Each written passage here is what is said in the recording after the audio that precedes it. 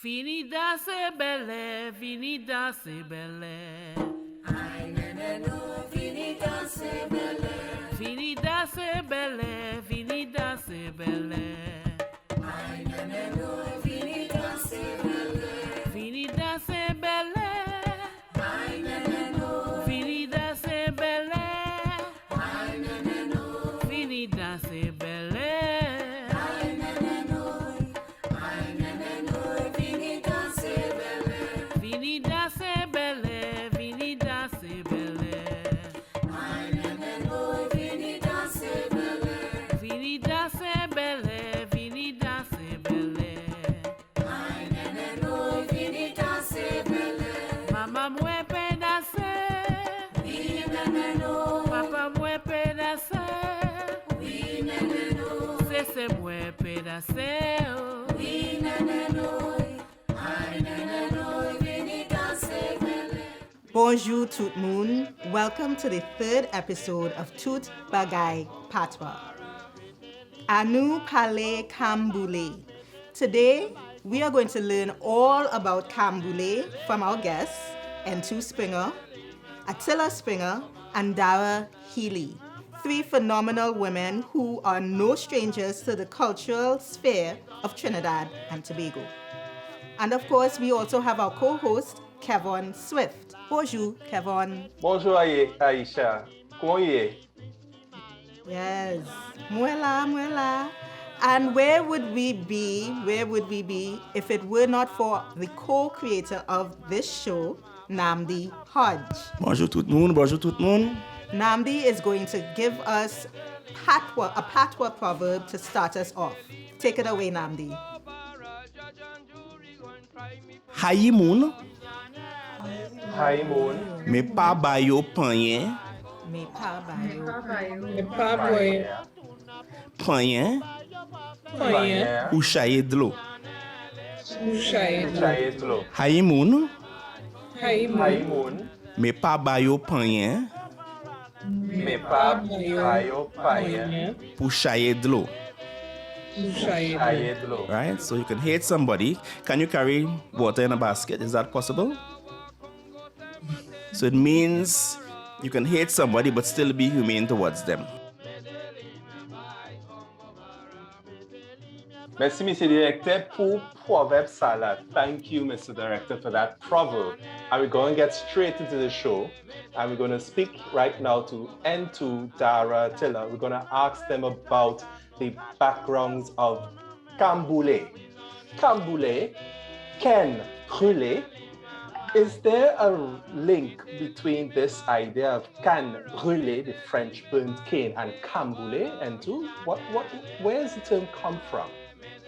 Well, the first thing I want to do is, as we are talking Kambule, to pay homage to the ancestors of Kambule. Those ones who have gone before, those ones who with their fighting spirits, their bois, fought for the carnival that we now have. And we must always, whether it's Joe Talmona, whether it's Sophie Bella, whether it's Benji, Mumu, whoever they are, we remember them. And, our elders passed on things by proverbs. So tomorrow is Mother's Day, and I just wanted to share the favorite proverb of my own mother, as she taught us to experience life, and I hope you don't mind. So she used to say, I always used to ask questions. She used to say, petit cochon, dit grand cochon. Maman, comment si bouche si long? Maman dit, tanto. So as we experience life, what a métier impossible. So I just wanted to remember the wisdom, the words of the ancestors. To come to Kambule, there's been an unfortunate conflation between the French Kambule, bird cave, and Kambule, the Kikongo word meaning procession. I will just share an account from a historian of the day, Fraser, who says, in the days of slavery, whenever fire broke out upon an estate, the slaves and the surrounding properties were immediately mustered and marched to the spots. Horns and shells were blown to collect them, and the gangs were followed by the drivers, cracking their whips and urging them with cries and blows to their work. After emancipation, the Negroes began to represent the scene as a kind of commemoration of the change of their condition. And the procession of the Kambule used to take place on the night of the 1st of August, the date of their emancipation, and was kept up much for the same reason as the John Canoe in Jamaica. That is of the historian of the time, Fraser, one of the best known historians. So it makes it very clear. One, that the enslaved went in procession. Two, that they went to put out the fires in the cane field, which most likely they themselves had set. Three, they had their horns, they had their shells, their conch shells, they had their lavouets, because each of these groups had a chantuelle or lead singer who would sing. After emancipation, that boule de feu, that flambeau that they carried, became a great symbol of emancipation. It's fire. It's the flame of freedom. It's the Statue of Liberty with the flame in her hand. You know, it's a universal symbol. But we, our enslaved, had it long before. Right. You know?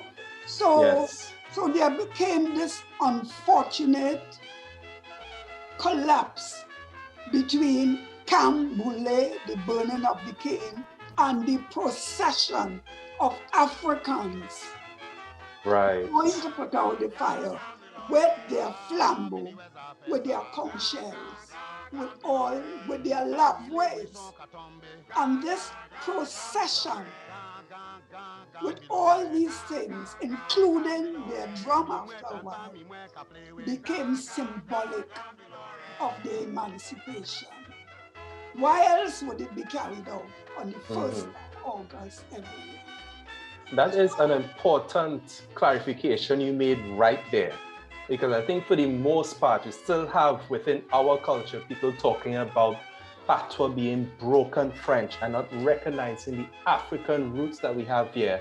Kambule being a procession, a word from a Congolese language, and it shows the act that came to them after emancipation. So Kambule is not about the riots per se, it's really that procession after emancipation, correct? The procession during enslavement, when they went to put out the fires, that became, with all the elements, that became part of the celebration of emancipation. Okay. So all these facets of the things of the procession, the lavouet, the musical instruments, the horns and whatever, amplified by more, the chantuelle, all of these. It is no accident that it came from a Kikongo word. Right. Because when you look at it now, they were also given sticks to go through in case they meet snake and things. And that the stick fight, the art of the stick fight itself was Congolese. So it is no wonder that a Congo word, Kambule, was mixed with this enslavement and all of that. Right. So there are a lot of elements inside it. I like these elements you're talking about here, and I like how you pointed to that link we have with Calendar, Kamboulé, all of these of our Congolese origins. I want to go back to the elements because you mentioned some interesting thing there that I would really love for us to discover a bit more. So, Kisa, boule de feu, what exactly is the boule de feu? We hear boule de feu. The flambeau. Right. The flambeau. Ball of fire, but flambeau. Which became a symbol of freedom, as a torch is everywhere. A torch everywhere is a symbol of freedom. I want to go to this other element here, and you mentioned it. Kimoun Chantwell Laye. Who is the Chantwell? What role did the Chantwell have with Kamboulé? I Bonje. Chantwell. L'homme chante. L'homme chante. L'homme chante. Avec toute creux. L'homme chante. We're going into Tout Healy. We're going into the bush, and Liverpool, one of them, and in his great book on pre-independence calypso, Role, he talks about the fact that the art of the stick fight itself was Congo, but because the Yoruba presence in that area was so strong, especially in the area at the time from 1841 when over 7,000 liberated Africans came, a lot of the chants came from Yoruba type forms. The music of the influence is well documented by Mona Lois. So the songs themselves would have been sung in Patwa, but the formation and even some of the actual words, Role describes it as Yoruba war chants. Okay. Yoruba war chants. I had the name of one of them right down here. But these war chants by chance, those are the Lavwe we're talking about, because in our previous edition with Rondell from the Bow Academy, we spoke about Lavwe, but in Kamboulé, the war chants. Yes. Yes. Right. What's the correlation of the jamet? Now, you hear jamet in local parlance and you're thinking jamet. I think Saucy Wow and such promoted an idea of jamet and reintroduced the term to the local parlance. So what exactly is the jamet? Please. Don't stop me. Right. Jamet, below the waist, the jamets. Right. Jamets were the women of the backyard. And they rejoiced in behaving as scandalously as possible, showing melodious backsides, literally and figuratively, in the place of the so-called decent middle class. Wonderful. And I just wanted to jump in and say something else about jamets as well. Yes, that's it. Yeah. In that the term jamet didn't only refer to women. That's a more recent definition. But just to say that the whole idea of jamet is below, right? So anything that's below a particular, below specifically the poverty line, and you know. In Port of Spain, you had definite lines that demarcated where people who were below the poverty line lived. So the bridge a line. That's why you still hear about behind which, the bridge. Exactly. The cathedral. If you look at the cathedral on Independence Square and its positioning, anything behind that is poverty, right? And you see those lines through Port of Spain and in different ways, you know, marking the difference between those who have and those who did not have in terms of material possession. But what was lacking in material possession was replaced by rich culture, was replaced by music, was replaced by community that was very different to the community that existed amongst the people who had material wealth. And wow. You know, the whole question of in those yards, those barrack yards, which were so symbolic of the absolute and abject poverty that people lived in, there were still systems of kinship, systems of royalty that existed in those spaces, systems of respect, hierarchy, and those systems and those structures were played out in the mass, played out in the bands, played out in the ascendancy of the Chantwell, the ascendancy of the Obia man, the people who did the ancestral masking, you know, all of these people were very important and very much not just part of the Jamet class, but they were leaders and front runners of preserving a particular belief system and a particular way of surviving the continued disrespect and oppression that exists in the society. So Jamet man, Jamet woman, that is a good socio-cultural context you just gave us there, Atillah. And going back to Entou's point, it was really reflected. I mean, the way they conducted themselves, the way that they stood out is really a personification of the resistance within Kamboulé, right? At this time, I wouldn't mind adding something as well. Sure. All right. I wanted to include the fact that the Jamet woman, she was not a passive recipient of, name calling or labels or anything like that. I just want to make clear that she was also very much part of the ethos of warriorhood in the barrack, right? She was very much a part of resistance.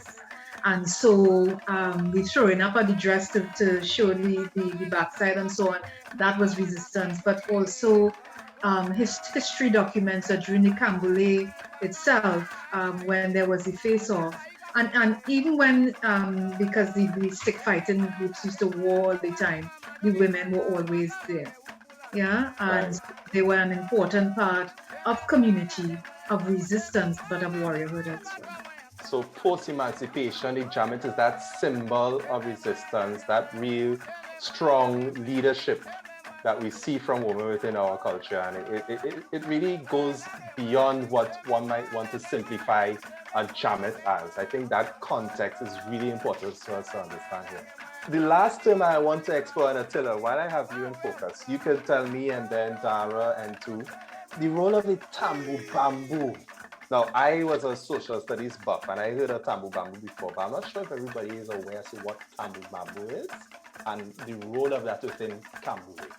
Tambu bamboo. So tambu, being a word meaning drum, and bamboo, well, being bamboo.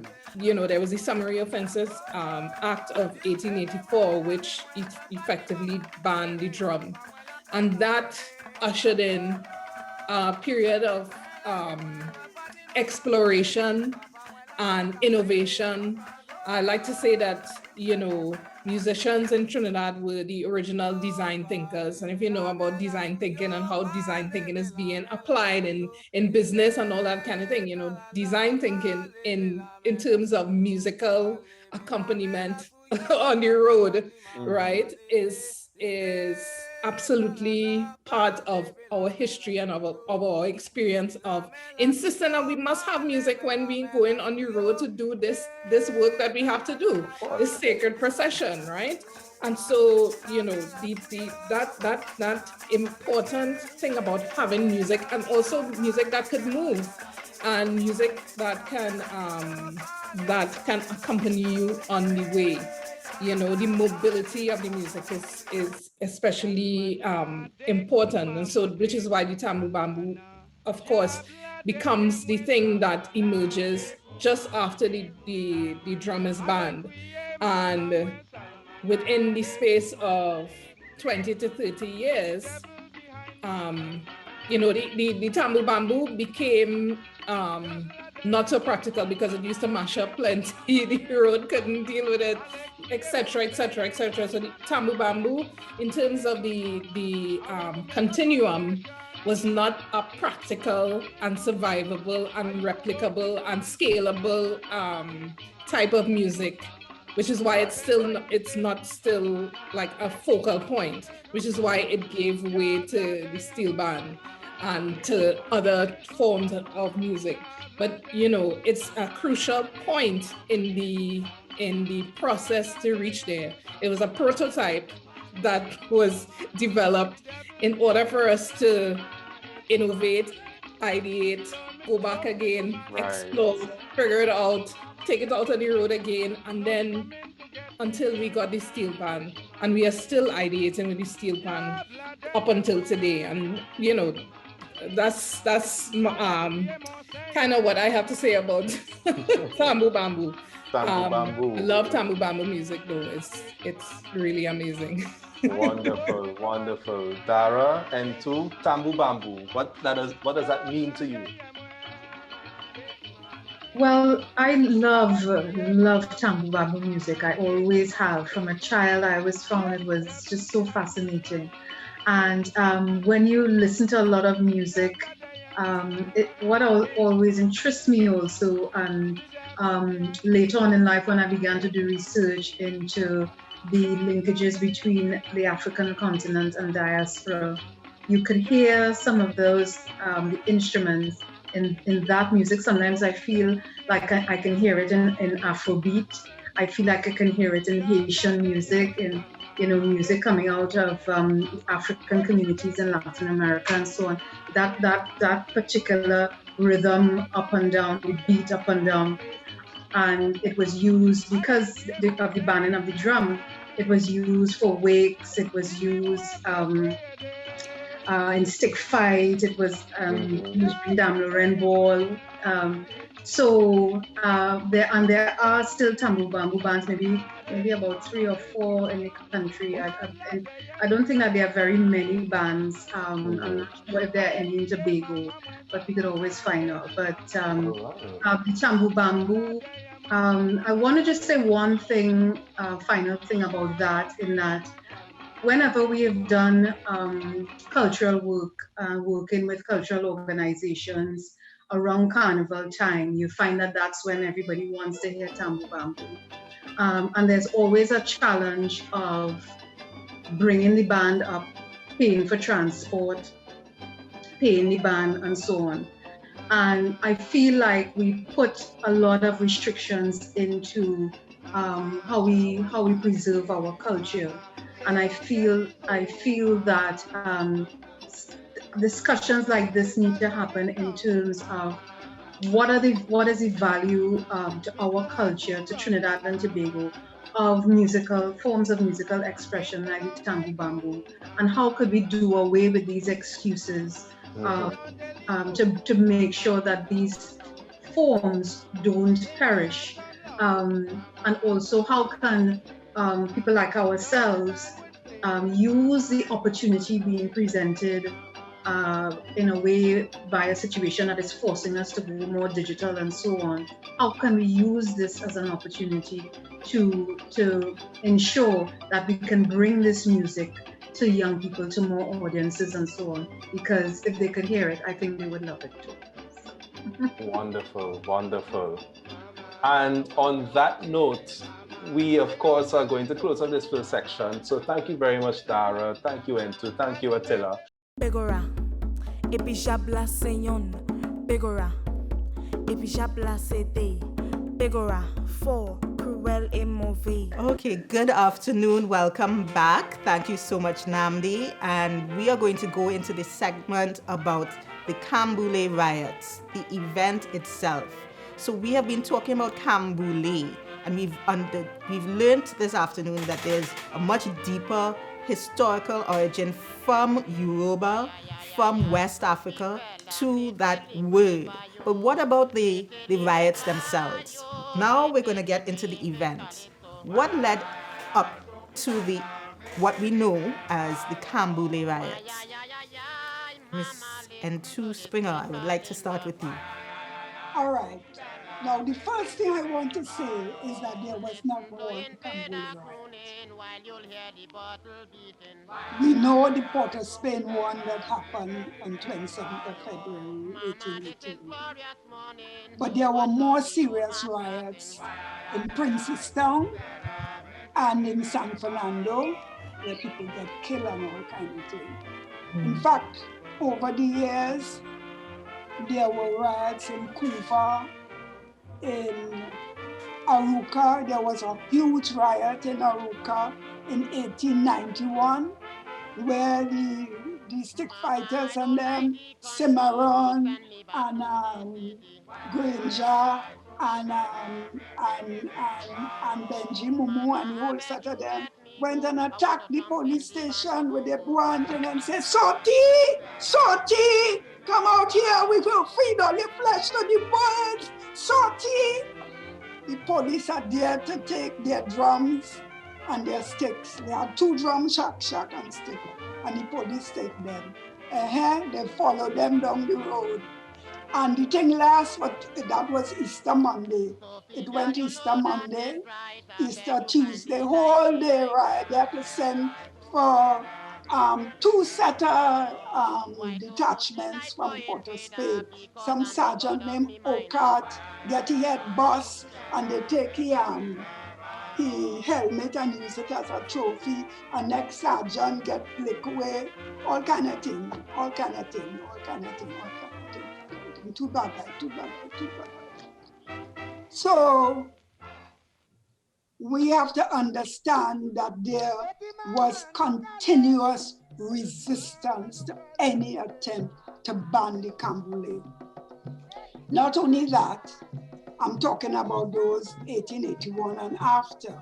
There was a big riot in 1858, where the rundown, I think, was Prince Street, and I can't remember right now, but was 4,000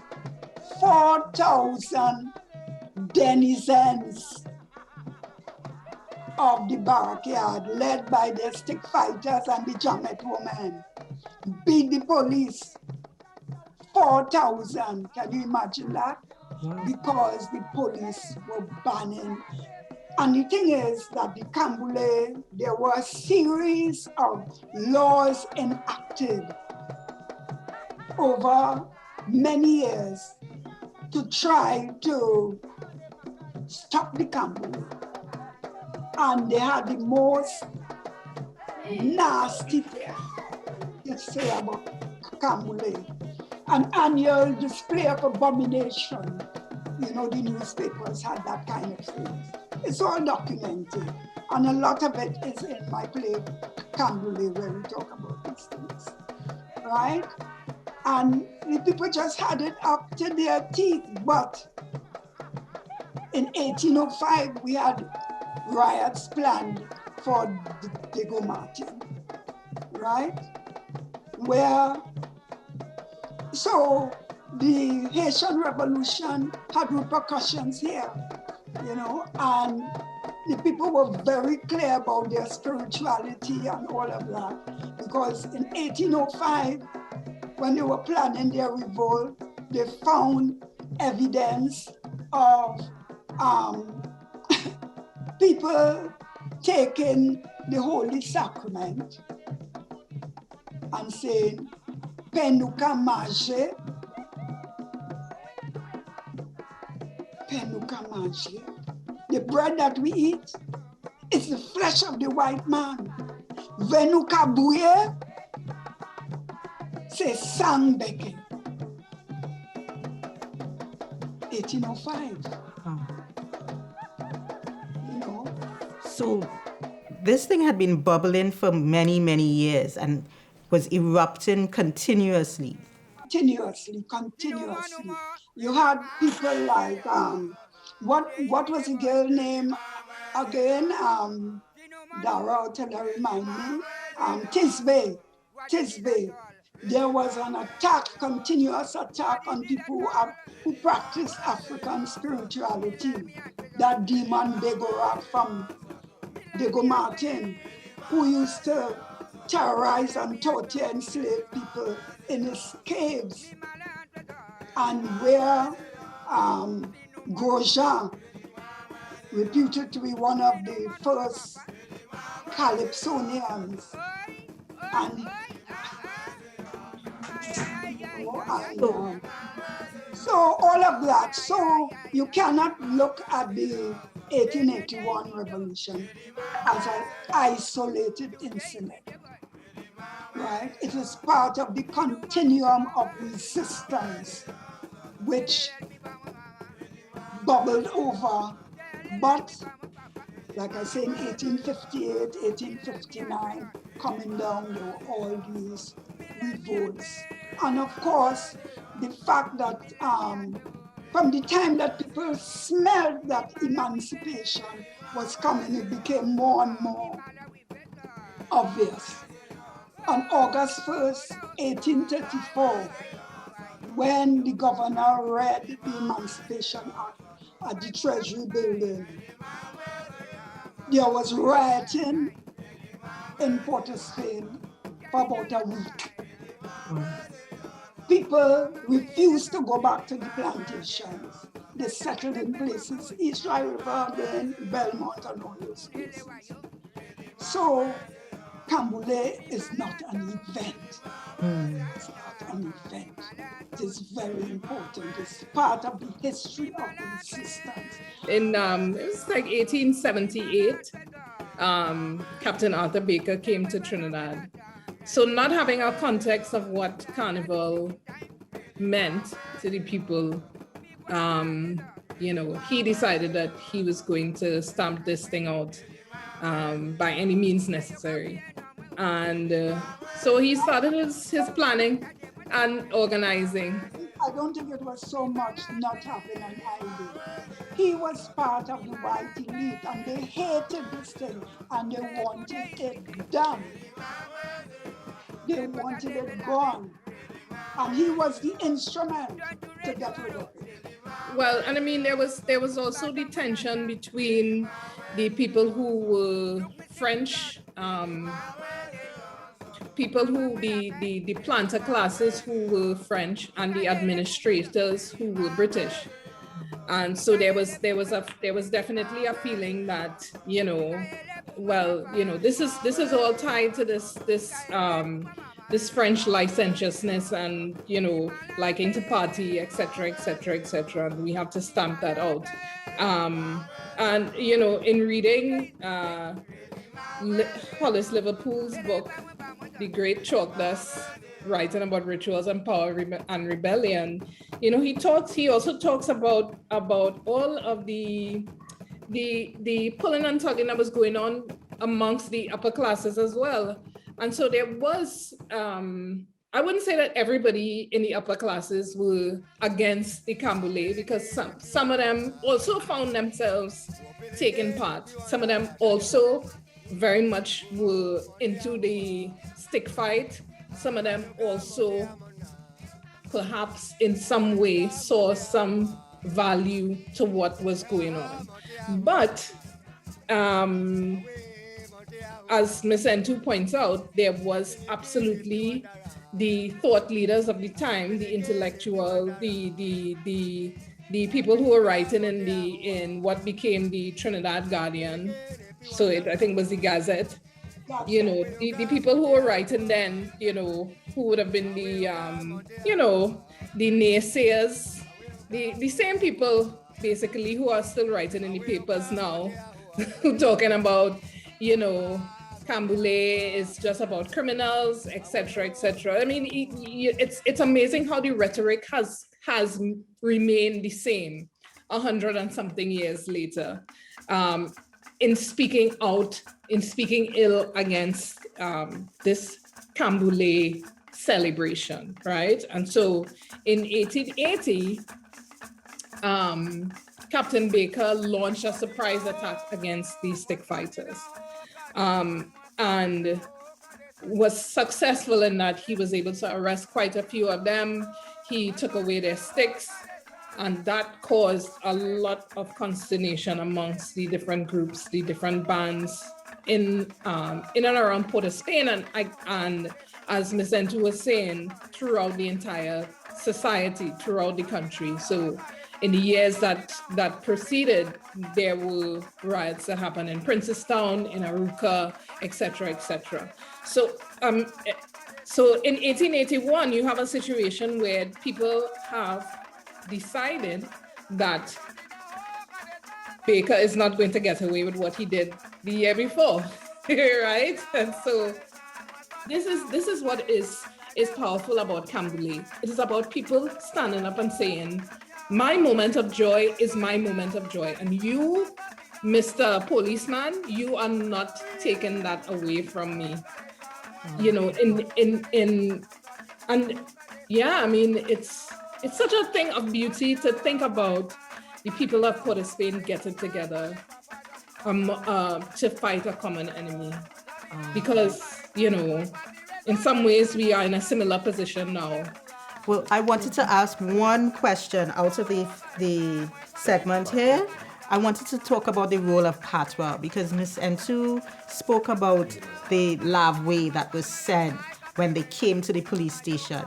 What role did Patwa play in all of these riots, the many riots? Why was Patwa used as a language, and why is it important for Patwa to be a language that is used at that time? Okay.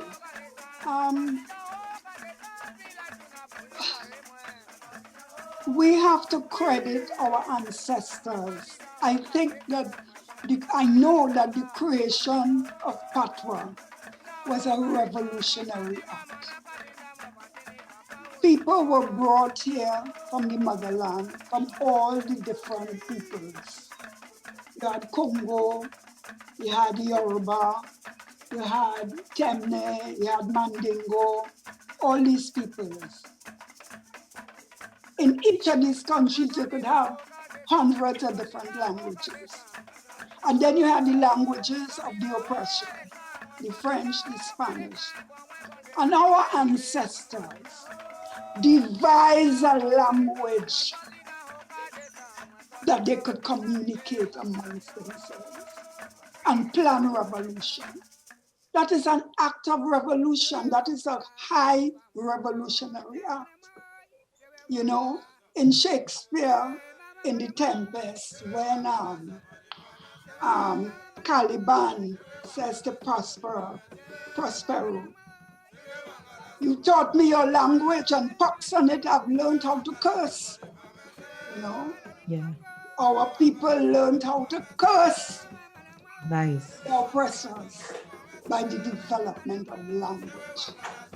And the development of language was the medium for planning, for organization, for socializing, for expressing the deepest thoughts, some of which up to now cannot be said in English. And that is why so many of the proverbs are in Patwa. My mother's proverbs are in Patwa, you know. So the Patwa was an instrument of revolution.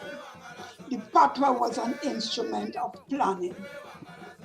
The Patwa has been savage, deliberately regarded as langage cochon, hog language.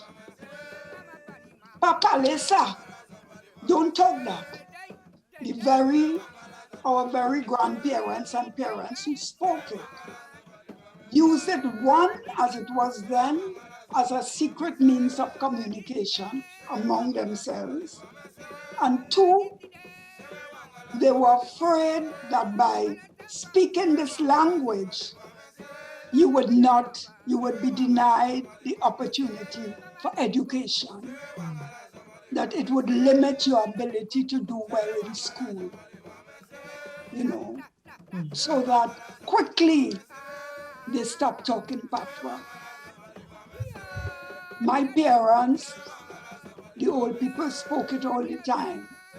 And I made the mistake when I was about 12 years old, and they were having a conversation about me. And I interrupted and said, no. And they watched me. That was the last time they spoke it in my presence, Wow. So Patwa is a revolutionary language. Its rhythm, its cadence is distinctly different from the rhythm of the languages of the oppressor. And blessings on Nandi for what he's doing. Blessings on you, blessings on you.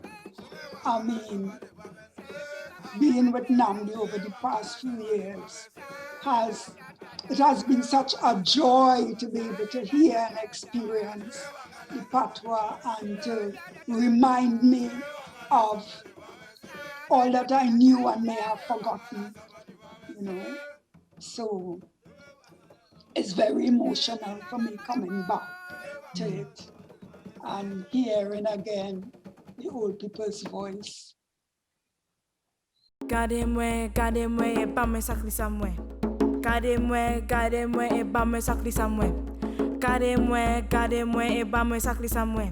Okay, so we're going to go into the segment now where we explore the Patwa music of Kamboulé.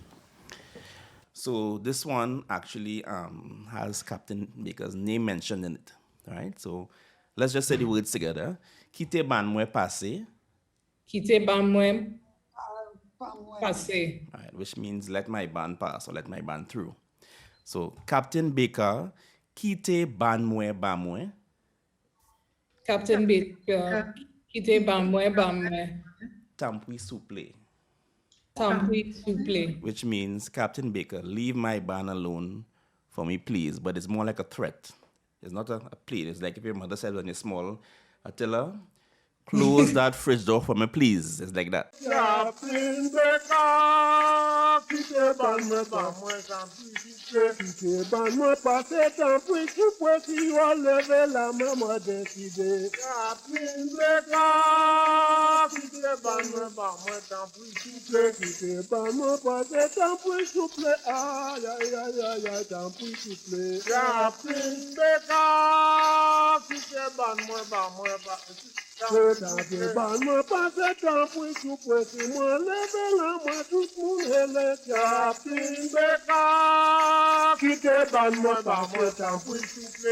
clearly it's about resistance. It's about, even though it sounds, well, what I like is how sweet it sounds. And, but yet there is a threat beneath all the sweetness of the love way. It's there are a few things inside of there. One, that they refer to the concept of a band, which means that, which reminds us of the fact that the people at the time, they formed natural cliques and groupings based on either where they were from, based on language, based on cultural affiliations and so on. And one of the fascinating facts about 1881 is that although the bands were very competitive, and the stick fighters, they would fight, they would war, in 1881, after Captain Baker did his nonsense in 1880, they came together under the common mission of dealing with Captain Baker. I wanted to say, Namdi, that what I got from it was a note of mockery as well. You know, it's like we don't actually have to ask here because we're gonna pass anyway. there's this kind of asking you, but you know what will happen if you don't let me pass. This is the love way. Let's say prisonnier levé. Prisonnier levé. Mettez lumière by Congo Bara. Mettez lumière by Congo Bara. Now the words mean put a light, but it could mean actually to work obi on him, either to work obi on him exactly. or to set him afire, perhaps. But there's about 3 meanings hidden in the words here.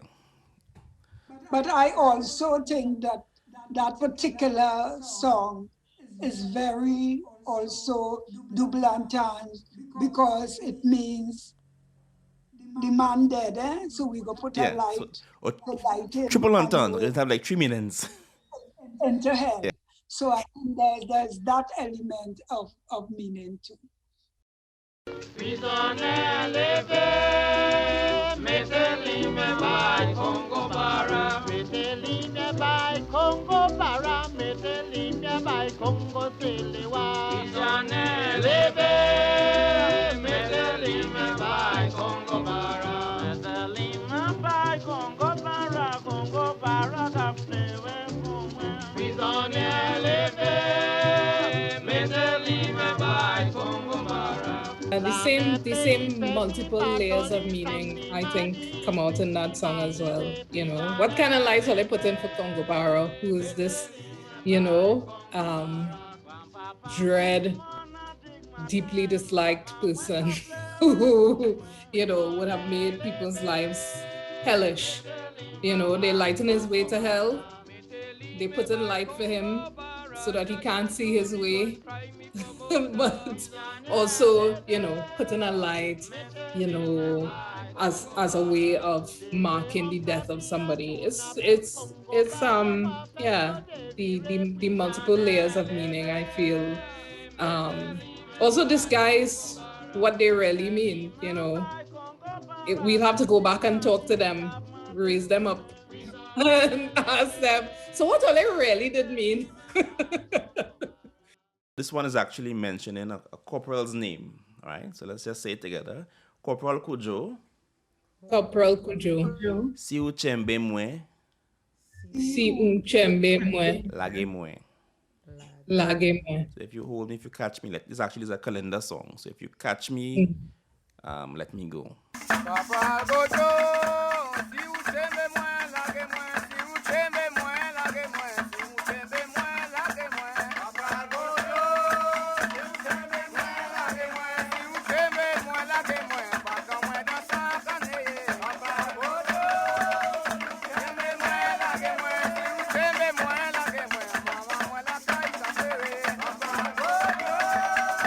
The amazing tambour bamboo inside of there.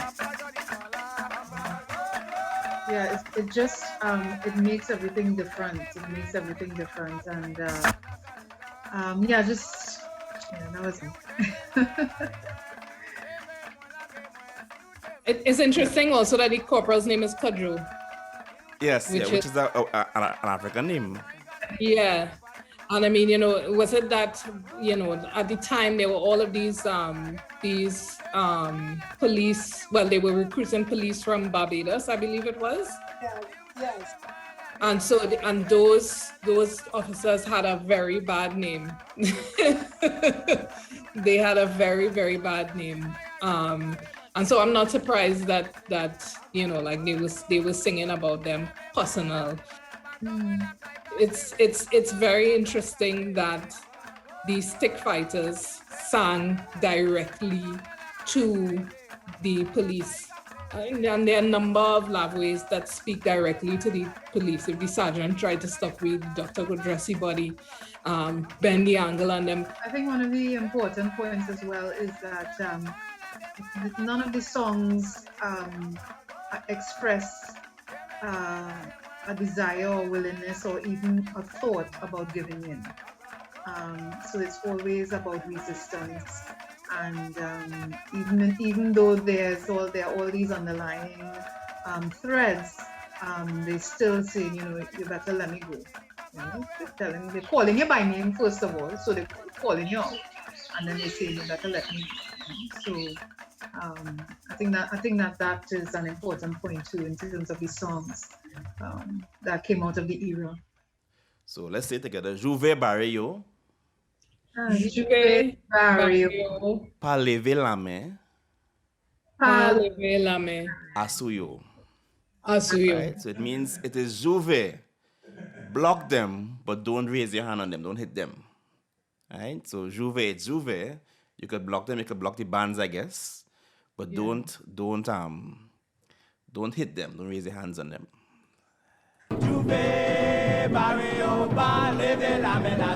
I'll tell you a story you do not know. It's about Carnival and Calypso. It is the folk song and ballad of that beautiful island of Trinidad. Every year there's Carnival, don't forget. That is Trinidad National Fete. On Carnival morning, I miss Juve. Everyone they would start to rhyme.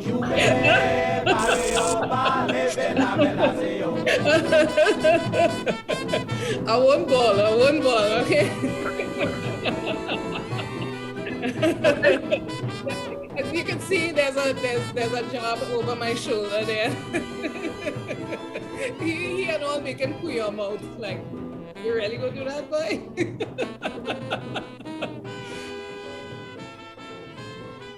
Well, I think also in that song you see the whole notion of the contention. The song is obviously saying to whoever is in authority, right? To watch how you're treating with them. I'm also struck by the music in there, the harmonizing, the way how the lavway, the Patwa is used and how the lavway comes across so sweetly. But again, I like the fact that it's not a begging, it's more of an instruction, and it speaks to the importance of continuing that tradition of Juve, which is and of course the word itself, the opening of the day and so on.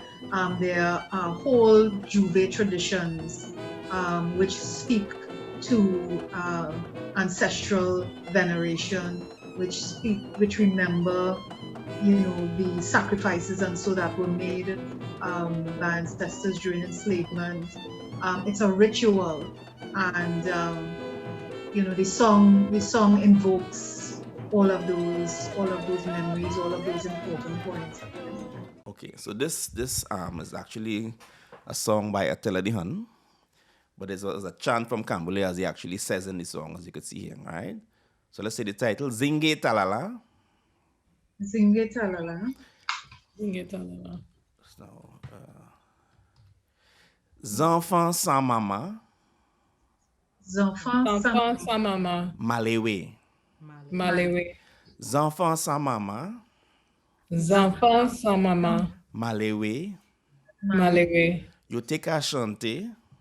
You take a chanter. En tant Kamboulé. En tant Kamboulé.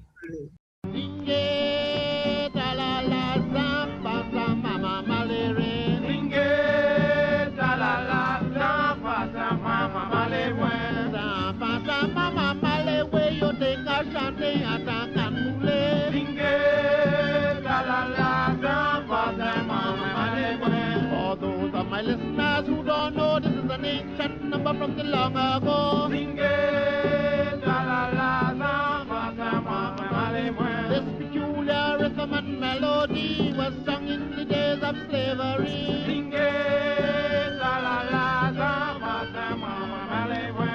This song originated far in the dismal waste of East Africa.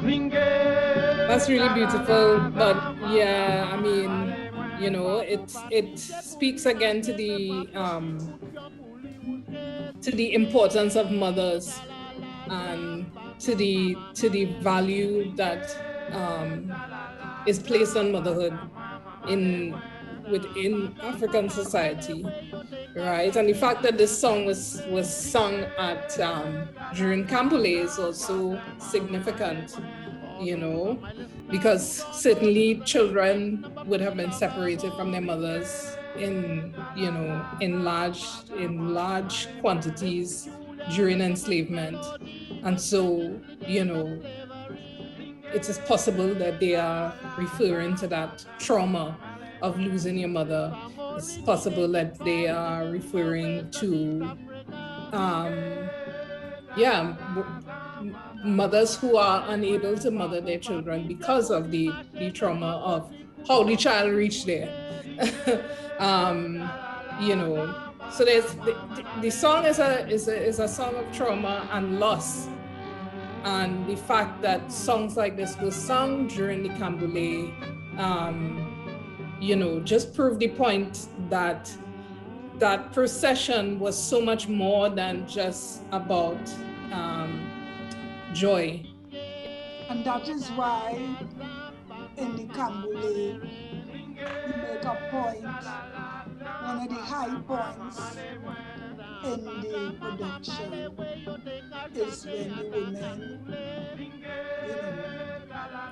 Mama, your son in the grave already, your son in the grave already, take a towel and burn your belly, Mama. And that is one of the points in the Kamboulé where they talk about what is happening in the communities and the loss of their men folk, the loss of their boy children, the loss of children in their community, and we try as much to get the pathos and the pain of that situation. We have the joy of the eventual victory, but the harshness of the lives of the people living in those communities, and the fact that despite all of that, they took courage into their own hands to fight and stand up.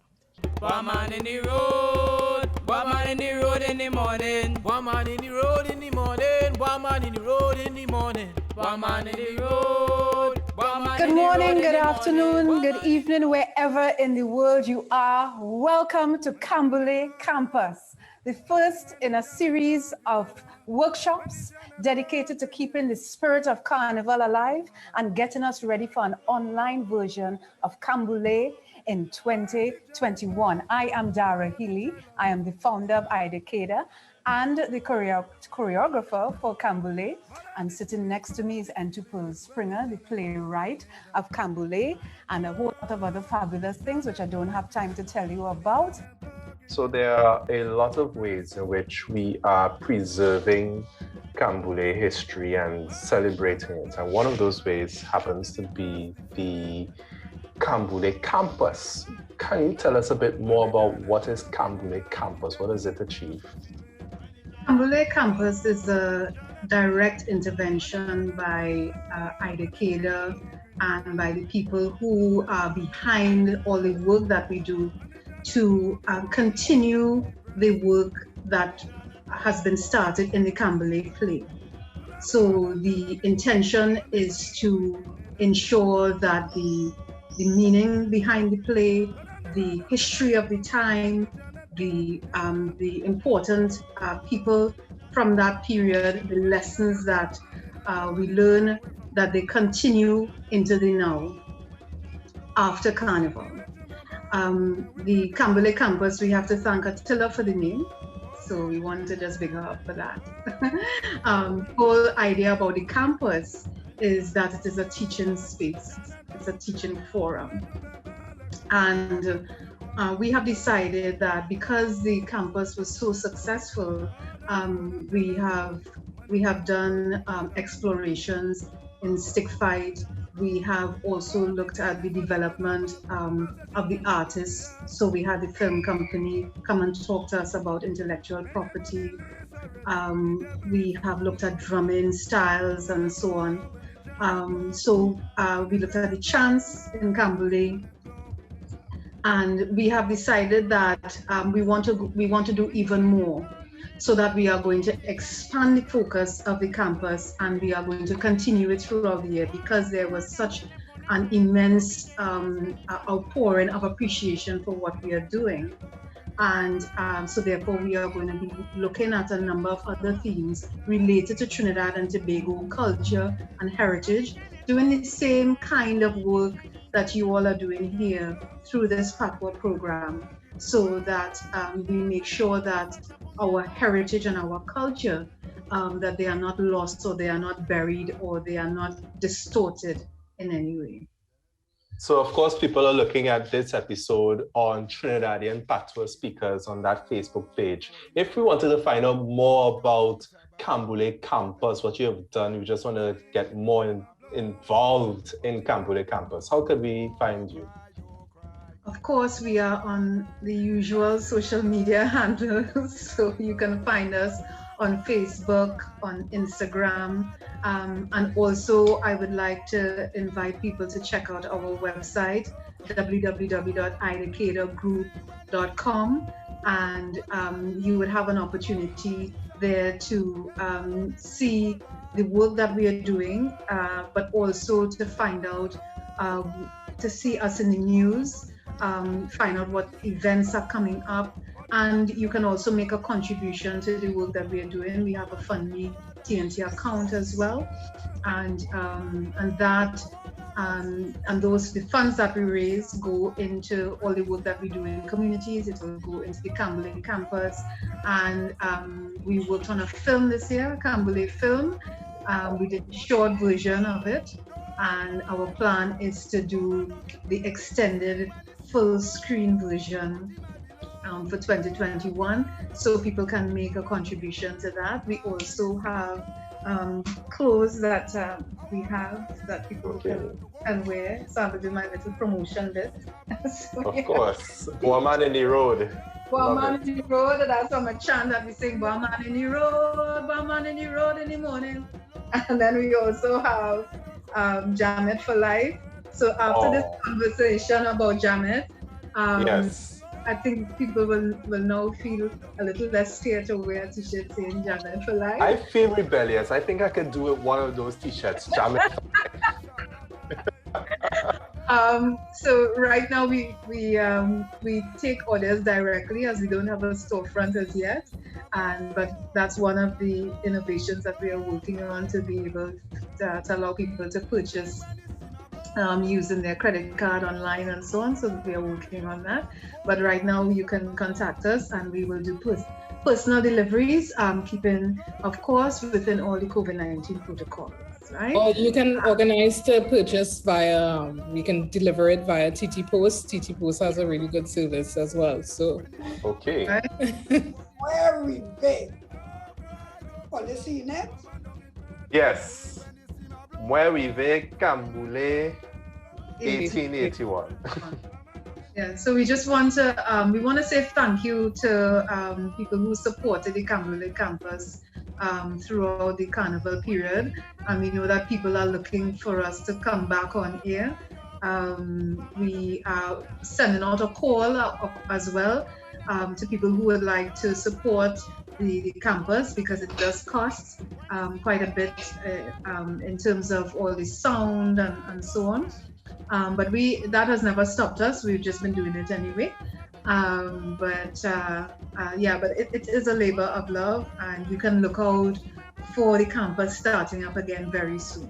All right, so we want to say thank you to everyone who supported us. Wonderful. Thank you, Dara. So icadagroup.com, that's the website. You look for that same name on Facebook, on the Instagram. You're able to purchase t-shirts, and they have the payment mechanisms is delivered via TT Post. And we also see that film that you're talking about. We'll be able to see snippets of what the Kambule is and the whole structure and story around it in the film, correct? Well, the film is not available at this point in time, we allowed it to show for a limited period over the carnival, because our intention is that people will be able to download the film as supporting the work that we do, and also to be able to just have it for their own enjoyment. And I just would like to say, however, on the Facebook page, which is called Kambule Movement, you will be able to see previous programs, and we also have programs talking about the importance of Kambule, and looking at the methodology behind Miss Eintou Springer's creation of the play itself. So you'll be able to see that, and we are also on YouTube as well. So please subscribe, like, subscribe, and follow. Right, because we're really about building community. So even if you can't support financially, building community is also really important. And we appreciate all the comments and so on. So like, subscribe, and follow. Bel bagay, no tini kilti, no Kambule, no asu internet. Wonderful. The sound of the drum calling me. I hearing the drum and I'm moaning, I hearing the drum and I crying. The sound of the drum calling me. On the topic of preserving Kambule, we have so many forms of doing this, and of course many people have heard about the reenactment, this event that happens around carnival time in the East Dry River area. Can you tell us a bit more about this Camboulay Reenactment, Ms. Eintou? Well, it used to be a reenactment. It no longer is a reenactment. You know, in the early days, Tony Hall and John Cupid and so had Northern Fullerton had a short reenactment which showed the battle, and also showed some words from an actual person who had actually been a witness to the play. When I was a member of the Regional Carnival Committee. And I said, I want to talk about the people who made this possible. For me, the battle came at the end of something. So I wrote this play which explored the lives of the people, the pain, the conditions under which they live, the history of resistance. I wanted to bring these people to life. And as the commentators, I used the Pharaoh, who in itself is an ancestral figure, who also, as a character, is also a dread stick fighter, and all of that. So that the Pharaoh became the griot, the spiritual beings tell the story. So who are really spiritual beings telling the story. And I must say, I get real help for NCC to take me on. I mean, they wouldn't even look at the script. Wow. Take it on. So I walked around with that script for about 3 years, until I went to Junior Williams, as minister at the time. And I said, Madam Minister, what do you think about this? And she called me, she said, this is wonderful. You know, we have to do this. And so that therefore she sent an edict to NCC telling them that Kambule have to change to this. And so I always remember her with gratitude for that. And so we started, at first it was by All Stars, and then we went round the Savannah. We first did it, Dara, in 2004. Was it 2004? Yes, it was 2004. Right. And we've been doing it since. So it's plenty years. And I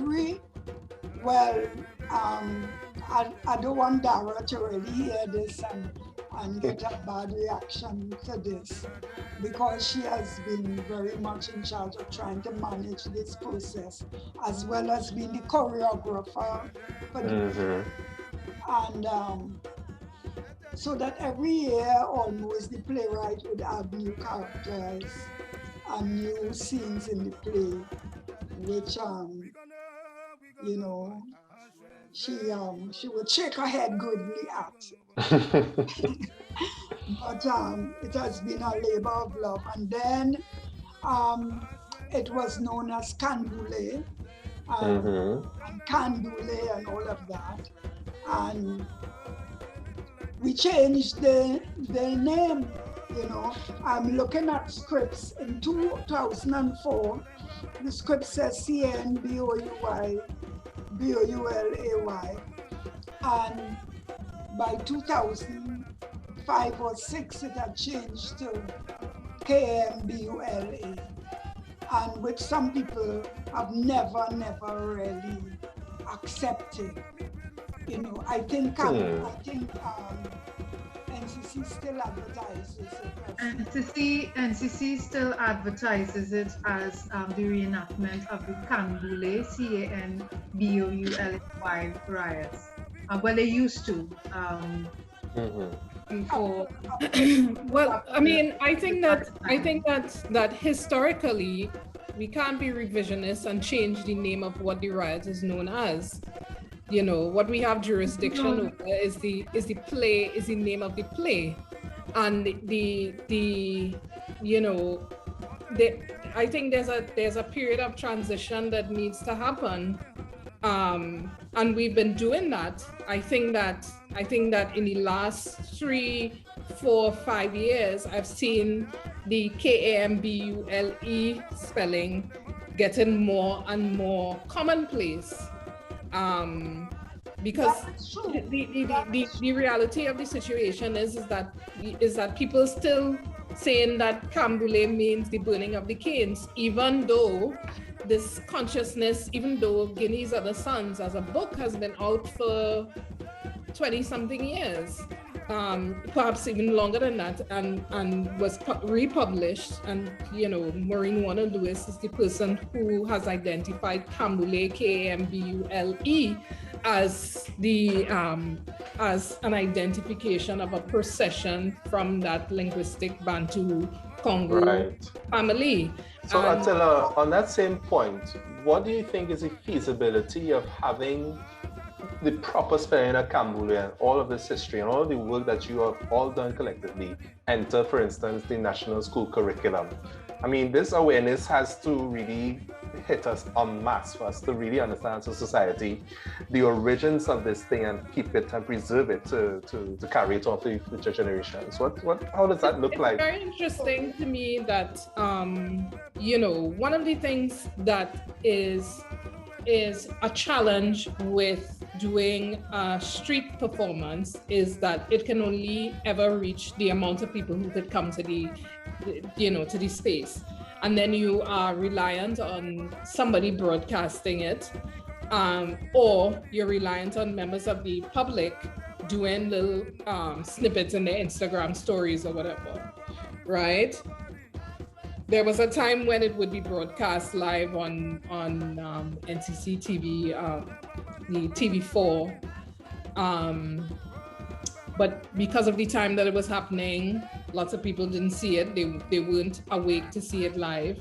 This year, when we did the film, was the first year we could actually say, we actually had a footprint to say, yes, okay, 10,000 people tuned in to TTT and watched this, right? And they were from here, here, here, and here, right? And, you know, 15,000 people watched it on Digicel Playgo app, and how many ever, and how many ever, and how many ever. So now we can say, all right, cool. There is a demand for this information. There is a demand for this body of work. And this is how we then reach to the next step of doing, as Dara was saying, a full-length film which looks at Kambule properly. And Miss Eintou is, as she says, always adding characters, information, etc. But that's not necessarily always practical for a play. You now see the possibility of doing a limited series. You now see the possibility of gamifying the Kambule world. So bringing in a whole different section and segment of a population. And I want to say that my impetus to write Kambule has a direct link with my involvement in the Black Power Revolution of the 1970s.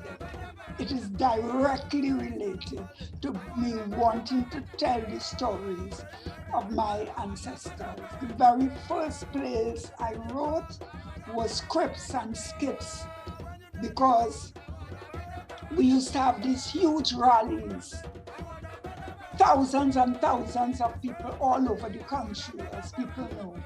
And I was the one writing the scripts, performing them and so on. Those were my very first attempts at writing theater, well, they were not full plays, they were skits, they were small scripts. And